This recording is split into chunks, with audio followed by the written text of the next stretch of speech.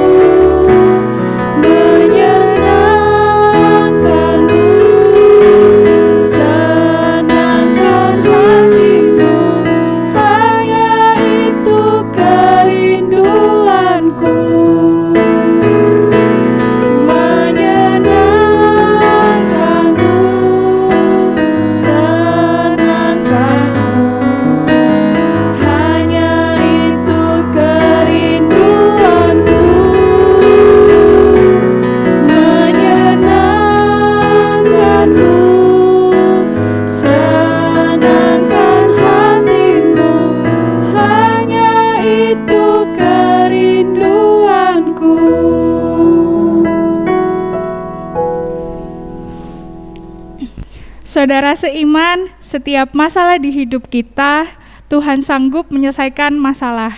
Andalkan Tuhan dalam setiap masalah kita, karena Dia Allah yang sanggup. Mari kita pujikan Allah sanggup.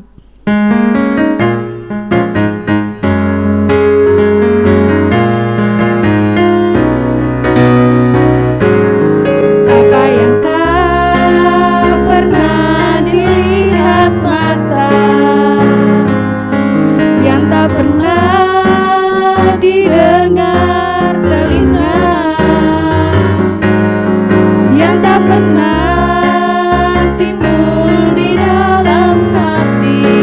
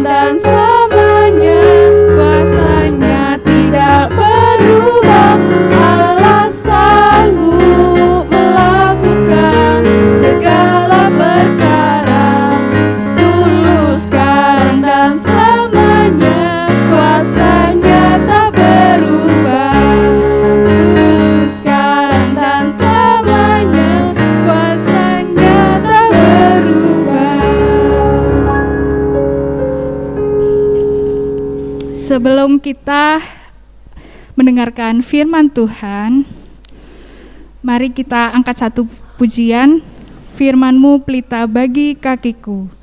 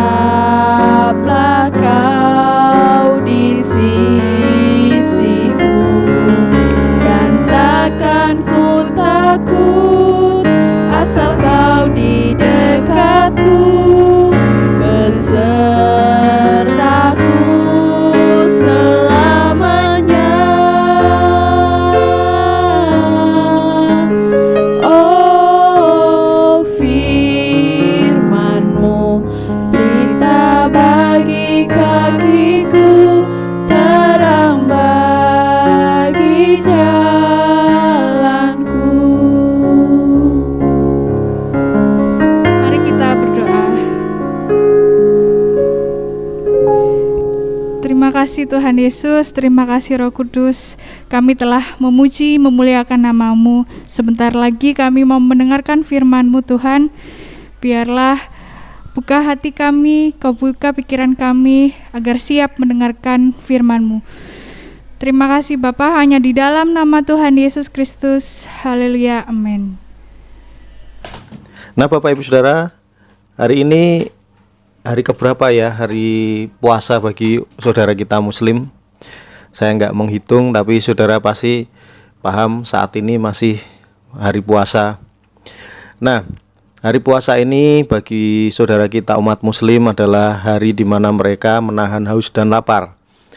Tidak hanya haus dan lapar, tetapi juga menahan hawa nafsunya, nafsu untuk makan berlebihan, terus nafsu untuk marah, nafsu untuk membenci dan sebagainya.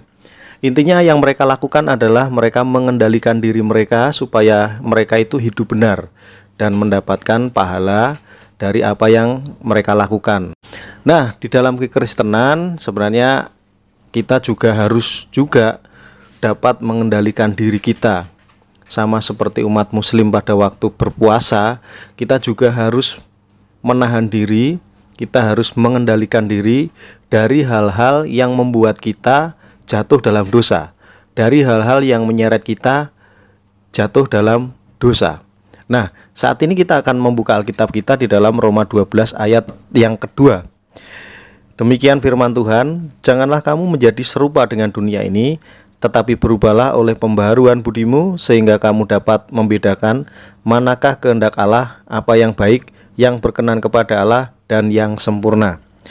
Nah Bapak Ibu Saudara, Alkitab memberikan sebuah himbauan kepada kita. Himbauan dan perintah ini ya, janganlah kamu menjadi serupa dengan dunia ini. Ini surat Paulus ya, Paulus menulis surat kepada jemaat Roma supaya janganlah kamu menjadi serupa dengan dunia ini. Artinya adalah kita harus bisa mengendalikan diri dengan apa yang ada di dunia ini. Nah, saudara, kata dunia di sini bukan berarti dunia bumi. Yang dimaksud Paulus ini adalah ini merupakan sebuah metafora atau perumpamaan sesuatu yang negatif. Dunia itu adalah sebuah keadaan di mana manusia-manusianya itu memenuhi hawa nafsunya. Manusia-manusia yang pada zaman ini melakukan dosa sesuai dengan keinginannya.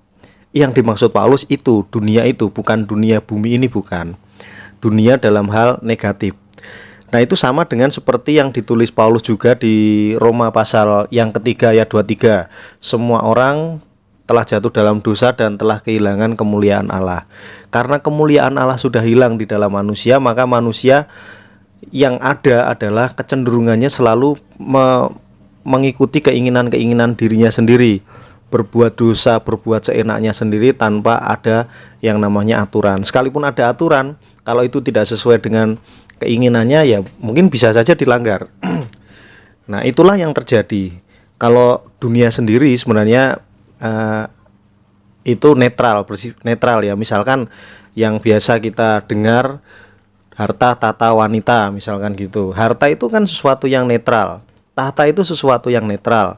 Wanita, pria itu sesuatu yang netral. Artinya ya nggak apa-apa, keberadaan mereka itu tidak akan mengganggu kita, tidak akan menjatuhkan kita, kecuali kalau itu kemudian kita keinginan-keinginan kita bangkit karena kita melihat hal-hal itu, mengingini hal-hal itu, mengingini harta, mengingini tahta, mengingini wanita atau pria. Artinya di sini mengenai seks.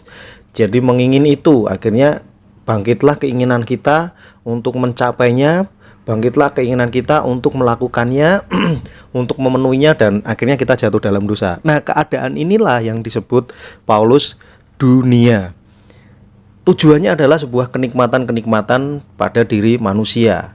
Melakukan sesuatu tujuannya kenikmatan sesaat. Nah, itu yang dimaksud oleh dunia. Paulus menyampaikan janganlah kamu menjadi serupa dengan dunia ini. Artinya bahwa Paulus menyampaikan jangan sampai kita seperti orang-orang yang ada di dunia ini atau keadaan dunia ini yang dimana mereka saat ini sedang memburu nafsu mereka, memburu keinginan-keinginan mereka untuk menjadikan keinginan-keinginan mereka itu terwujud, sehingga mereka tidak sadar mereka sudah jatuh dalam dosa, jauh dari Tuhan dan menikmati keberdosaan mereka. Nah, itulah yang dimaksud oleh Paulus. Nah, selanjutnya apa yang dinasihatkan Paulus? Jangan kamu menjadi serupa dunia, tetapi berubahlah oleh pembaharuan budimu. Paulus menyampaikan bahwa kita menjadi seorang yang berubah dalam pembaharuan budi. Artinya budi itu adalah pengertian kita, masukan-masukan nasihat dan juga pengetahuan kita itu masuk ke dalam budi kita. Kemudian budi kita itu akan membuat keputusan kita menjadi tepat. Sehingga ketika ada suatu hal yang pengaruh-pengaruh dunia ketika masuk dalam pikiran kita, budi itu langsung, akal budi itu akan berpikir bahwa oh ini jelek, ini baik, oh ini baik, ini jelek, berdasarkan pertimbangan firman Tuhan. Artinya budi pekerti atau budi kita di sini, pembaruan budi itu adalah akal pikiran kita yang sudah diterangi oleh firman Tuhan. Makanya orang yang sering belajar firman Tuhan dan pikirannya sudah dipengaruhi oleh firman Tuhan, orang itu akan memiliki pertimbangan-pertimbangan yang lebih baik daripada yang tidak. Sehingga ketika ada pengajaran yang tidak benar, ada pengaruh-pengaruh dunia yang ingin menjatuhkan orang tersebut jatuh dalam dosa, itu langsung bisa di-counter atau bisa langsung stop, enggak, saya enggak mau, ini salah, yang benar adalah ini. Nah, yang dimaksud Paulus begitu. Nah, itu adalah pembaruan budi, fungsinya pembaruan budi. Makanya harus dibarui terus budi itu dengan apa? Dengan firman Tuhan, dengan pengaruh-pengaruh yang positif, dengan pengaruh-pengaruh yang baik. Bergaul dengan orang-orang yang baik, bergaul dengan orang-orang yang mengerti firman Tuhan. Jadi dalam pergaulan pun kita harus juga memperhatikan itu. Kita boleh bergaul dengan siapapun, tapi ingat, Paulus juga pernah menyampaikan jangan sesat. Pergaulan yang buruk merusak kebiasaan yang baik. Artinya bergaul dengan intens, bergaul dengan sering dan terus-menerus itu perlu kita lakukan kepada dengan orang-orang yang percaya atau dengan orang-orang yang mengerti firman Tuhan. Boleh kita bergaul dengan orang yang lain yang misalnya berdosa dan sebagainya. Justru itu sangat diharapkan oleh Tuhan Yesus dan juga para rasul supaya kita menjangkau mereka. Tapi bergaulnya itu perlu kita batasi, jangan sampai kita yang terseret kepada dia, kepada arus dunianya mereka, melainkan kita harus menarik dia untuk kembali kepada Allah. Itu yang harus kita lakukan. Sehingga di sini selain Paulus menyampaikan supaya kita itu tidak seperti orang-orang di dunia ini yang hidup dalam dosa, kita harus memiliki pembaruan budi. Jadi firman Tuhan harus melekat di dalam pikiran kita. Ketika kita mendapatkan sebuah pilihan di depan kita, kita mau memilih seperti apa, budi itu akan berpikir, bukan nafsunya kita, bukan keinginan kita. Jadi kita memutuskan sesuatu bukan karena keinginan kita, tetapi karena keinginan Tuhan yang sudah kita pikirkan. Oh, Tuhan inginnya seperti ini. Makanya selanjutnya adalah sehingga kamu dapat membedakan manakah kehendak Allah, apa yang baik, yang berkenan kepada Allah, dan yang sempurna. Ini adalah sebuah tujuan. Tujuan kita itu adalah supaya kita berkenan kepada Allah. Kita melakukan sesuatu, melakukan kebaikan supaya kita berkenan kepada Allah. Kita melakukan pengendalian diri supaya kita tidak masuk ke dalam arus dunia. Tujuan akhirnya supaya kita berkenan kepada Allah. Kita membarui budi, tujuannya apa? Supaya kita berkenan kepada Allah. Kita bisa membedakan mana yang baik, mana yang buruk. Supaya apa? Supaya kita bisa berkenan kepada Allah. Nah, itu merupakan tujuan hidup kita. Hidup kita ini kita berikan kepada Tuhan, kita persembahkan kepada Tuhan, supaya Tuhan berkenan kepada persembahan kita. Jadi apa yang harus kita lakukan? Yang harus kita lakukan adalah mari kita, yang pertama, kita mengendalikan diri untuk tidak berbuat dosa. Yang kedua, kita belajar firman Tuhan terus-menerus agar pikiran kita dibaharui atau dipengaruhi oleh firman Tuhan, sehingga kita bisa membedakan mana kehendak Allah dan mana yang tidak. Dan pada akhirnya hidup kita semuanya akan menyenangkan hati Tuhan. Amin. Demikian firman Tuhan, mari kita berdoa. Bapa, terima kasih untuk firman-Mu. Ajari kami untuk hidup benar di hadapan Tuhan, supaya apa yang kami lakukan berkenan kepada Tuhan, dengan cara kami tidak serupa dengan dunia ini, dan juga kami ingin memperbarui budi kami dengan firman Tuhan, sehingga kami bisa mengerti mana kehendak Allah, mana yang bukan, untuk kami putuskan, sehingga hidup kami benar-benar menyenangkan hati Tuhan. Terima kasih untuk firman-Mu. Ajari kami untuk praktek hidup benar di hadapan Tuhan melalui perbuatan hidup kami. Dalam nama Tuhan Yesus, amin. Sebelum kita berdoa syafaat, kita angkat satu pujian, Ku Tak Akan Menyerah.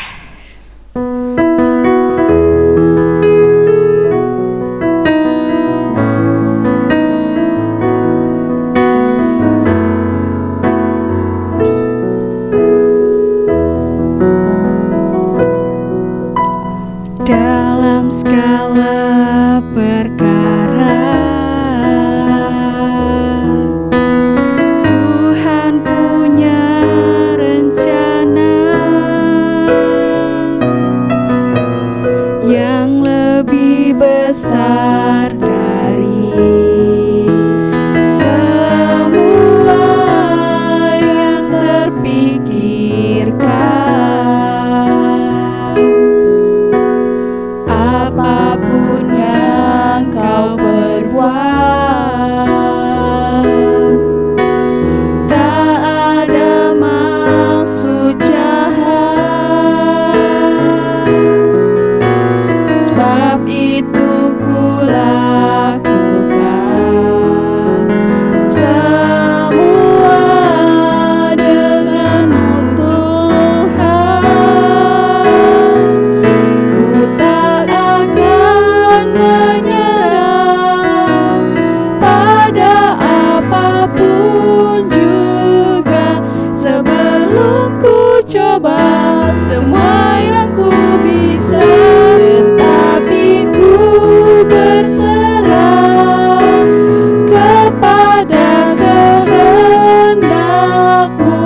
Hatiku percaya Tuhan punya rencana.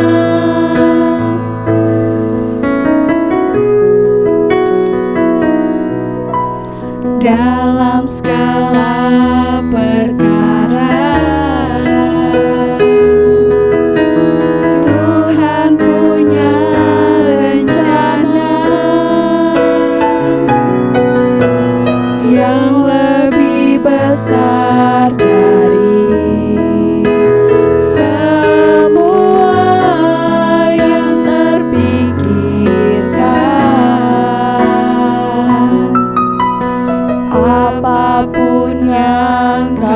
berbuat. Tak ada maksud jahat, sebab itu ku lakukan semua denganmu Tuhan. Ku tak akan menyerah pada apapun juga, sebelum ku coba semua yang ku bisa, tetapi ku berserah kepada kehendak-Mu. Hatiku percaya Tuhan punya rencana.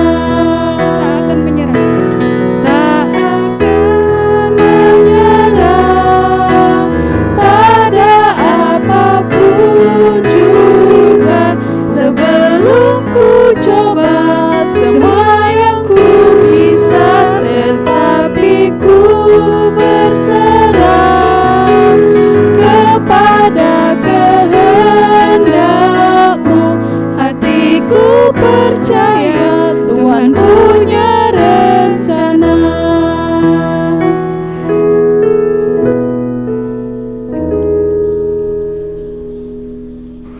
Baik Bapak Ibu Saudara, kita saat ini akan berdoa syafaat untuk bangsa kita, untuk GGBI, organ yang di dalamnya ada BPN, YBI, RSBI dan juga Bamusnas. Lalu kita berdoa juga untuk Gereja Immanuel, berdoa untuk Pendeta Yoce, berdoa untuk para koordinator PI dan juga sebagainya. Kita berdoa juga untuk cabang-cabang yang ada di Ngantang, di Kuluk Bali, Tumbang Tahai, Kasongan dan juga Jaya Makmur. Berdoa juga untuk Simolangit, untuk kebutuhan peredam suara, untuk anak-anak sekolah, pekerjaan jemaat, dan juga kita berdoa untuk surat izin serta orang-orang sakit. Ada Bapak Alek dan April, Ibu Dian yang badannya kecapean, Saudari Samarinda, ini kakaknya dari Kak Nisa, lalu Pak Lukasiono dan juga Bu Mur. Mari kita berdoa. Bapa di surga, kami mengucap syukur untuk berkat Tuhan, mengucap syukur untuk kesempatan kami kembali lagi kami menaikkan doa-doa kami bersama-sama. Kami mohon Tuhan Engkau memberkati setiap apa yang kami lakukan, biarlah berkenan kepada Tuhan, dan ampuni dosa kesalahan kami, supaya apa yang kami naikkan ini dapat sampai kepada Tuhan, dan Tuhan berkenan untuk menjawab sesuai dengan waktu-Mu. Tuhan, kami saat ini menaikkan doa kami untuk bangsa Indonesia. Berkati presiden kami, pemimpin kami yang ada di Dewan, dan juga pemimpin kami yang ada dimanapun mereka duduk sebagai pemangku kekuasaan dalam kepemimpinan mereka. Tuhan memberkati, biarlah kepemimpinan mereka terus dapat dilakukan, diaplikasikan di Indonesia dengan baik, penuh tanggung jawab. Kami berdoa Tuhan untuk permasalahan-permasalahan yang ada, baik itu permasalahan-permasalahan ekonomi, politik, hukum, sosial, dan juga masalah-masalah kemiskinan yang ada di Indonesia. Tuhan kiranya akan menolong bangsa kami ya Tuhan, melalui pemimpin kami dan juga masyarakat Indonesia untuk dapat melakukan yang terbaik Tuhan, supaya bangsa kami menjadi bangsa yang lebih baik lagi ya Tuhan. Berikan kesehatan pada pemimpin kami untuk dapat melanjutkan pekerjaan mereka, dan di masa-masa puasa ini tetaplah mereka diberi kekuatan dan kesehatan supaya dapat melakukan pekerjaan mereka dengan baik. Terima kasih Tuhan, kami saat ini berdoa Tuhan untuk GGBI, untuk organ BPN dan juga Bamusnas. Teruslah Tuhan menolong mereka dalam upaya-upaya pelayanan yang harus dikerjakan di masa pandemi seperti ini, dan organ yang lainnya YBI dan YRSBI, di mana aset mereka ada banyak tersebar di Indonesia dan tentunya butuh pemeliharaan. Tuhan kiranya akan menolong memberkati aset-aset yang dimiliki oleh Yayasan Baptis Indonesia dan Yayasan Rumah Sakit Baptis Indonesia. Tuhan memberkati juga untuk rumah sakit yang sudah menjadi sarana pelayanan bagi masyarakat umum. Tuhan kiranya akan menolong tim-tim pastoral yang melayani di sana, supaya di masa-masa yang sulit seperti ini justru mereka dapat melayani lebih banyak orang dan banyak jiwa yang dimenangkan oleh tim-tim pastoral tersebut. Berdoa juga Tuhan untuk gereja-gereja yang ada di Indonesia, khususnya gereja baptis yang saat ini sedang dalam kekosongan gembala sidang.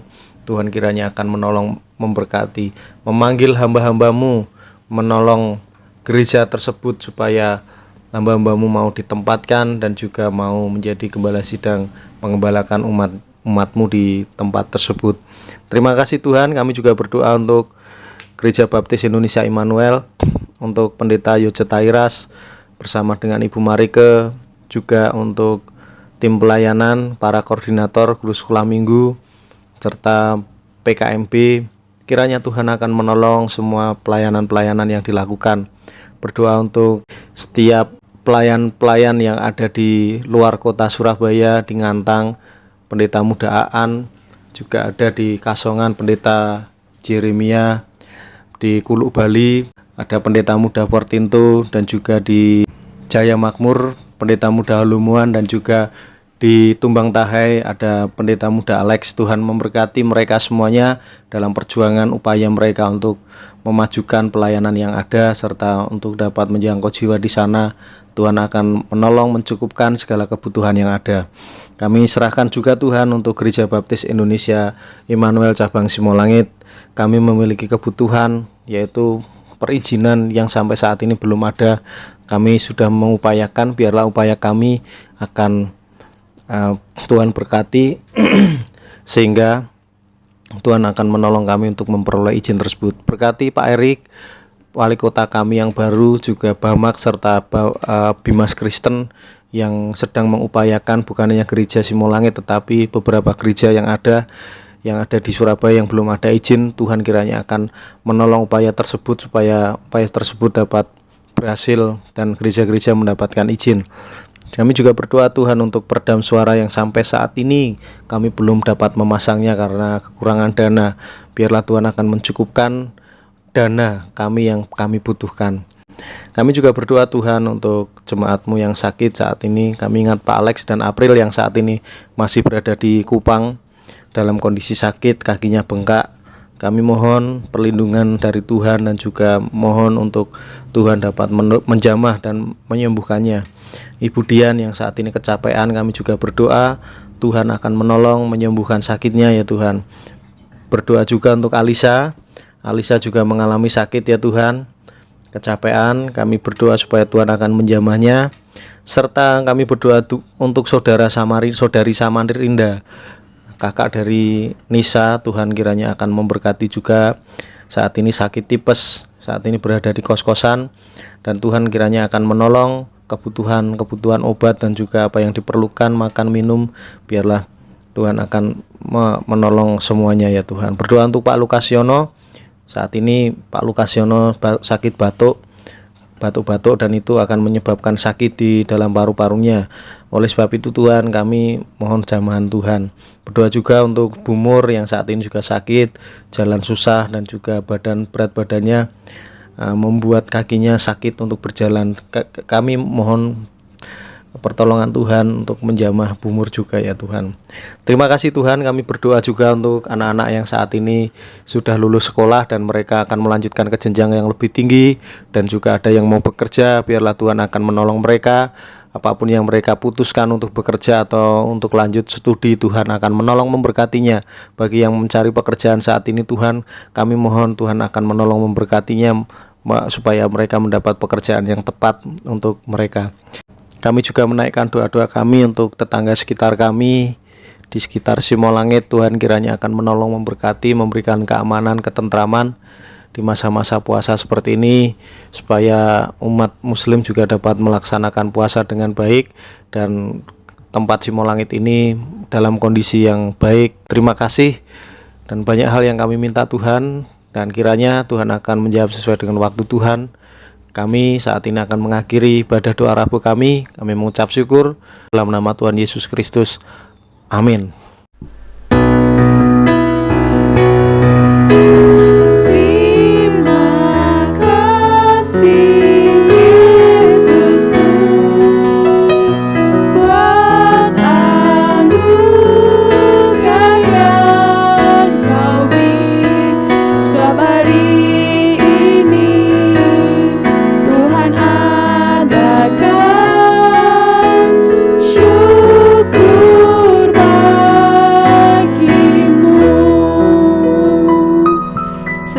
sore, Tuhan memberkati.